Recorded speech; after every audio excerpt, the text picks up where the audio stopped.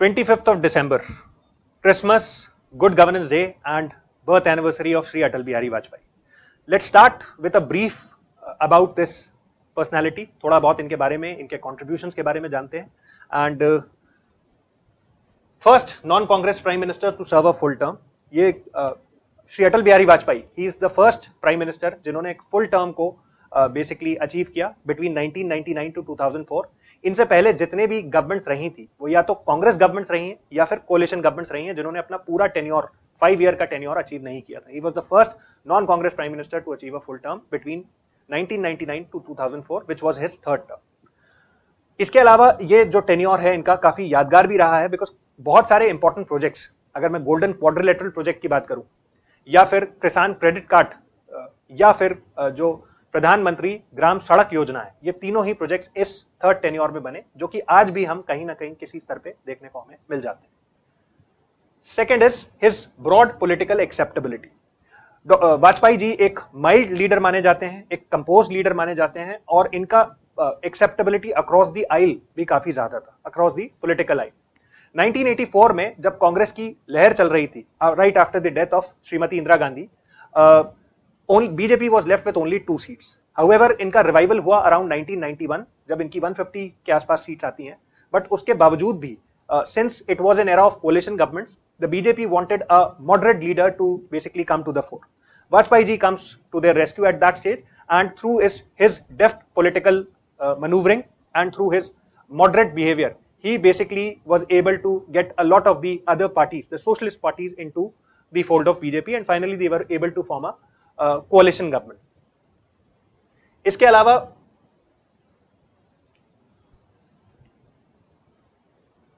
manage the political fallout of the Pokhran 2 nuclear crisis. ये एक और बड़ा अचीवमेंट वाजपेयी जी के क्रेडिट पे जाता है. बीजेपी का जो मैनिफेस्टो था during the 1999 election, it had talks of nuclear test. 1999 में ऑपरेशन शक्ति के माध्यम से पोखरण, राजस्थान में एक जगह है, वहां पे दोबारा से टेस्ट किया जाता है. This is the second test. First जो हुआ था 1974 में था और इस टेस्ट के माध्यम से the leadership basically gives an impression that we are ready for a nuclear warfare as well.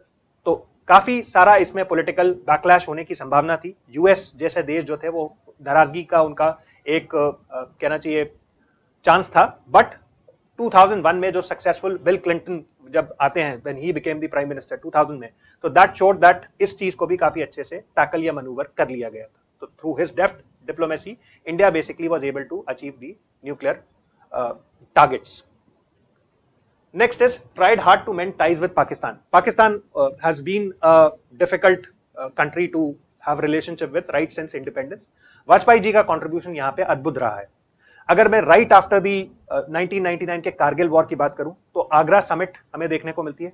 इसके अलावा लाहौर के साथ बस सर्विस एक इंपॉर्टेंट कंट्रीब्यूशन है जो इस ड्यूरेशन में हुआ. अपार्ट फ्रॉम दैट अगर उनके एक स्पेसिफिक कोर्ट की बात करें तो लाहौर में when he was visiting Pakistan, जो मीनार पाकिस्तान है वहां पे उन्होंने बड़ा स्पेसिफिक कोट दिया था. वहां की जो गेस्ट बुक है वहां वो लिखते हैं, a strong stable and prosperous Pakistan is in India's interest. Let no one in Pakistan be in doubt. India sincerely wishes Pakistan well. This shows that he was very much interested in having a cordial relationship with Pakistan. Invited a scientist to occupy the highest constitutional office. Doctor APJ Abdul Kalam, as we all know, he was someone जो हमारा nuclear programme था उससे related भी बहुत सारा काम उन्होंने किया था. Ultimately he was India's chief scientist and this was the very first time that a scientist was being invited for occupying the highest constitutional office, that is the office of the president. तो अपने आप में ये एक unique और अद्भुत कदम था जो कि उनकी स्टेट्समैनशिप को, वाजपेयी जी की स्टेट्समैनशिप को दोहराता है. Last but not the least, his exemplary oratorship and parliamentarian approach.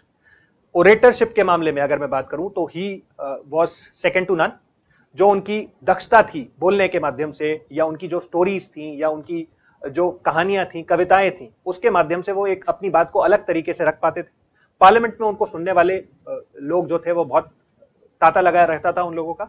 And simultaneously जो अपने ऑपोजिंग पार्टीज भी थी या ऑपोजिशन के लोग भी थे उनको भी उन्होंने काफी हद तक मंत्रमुग्ध करके रखा था अपनी जो ओरेटरशिप थी उसके माध्यम से. So this video basically is a small tribute to the participation, to the contributions of Sri Atal Bihari Vajpayee.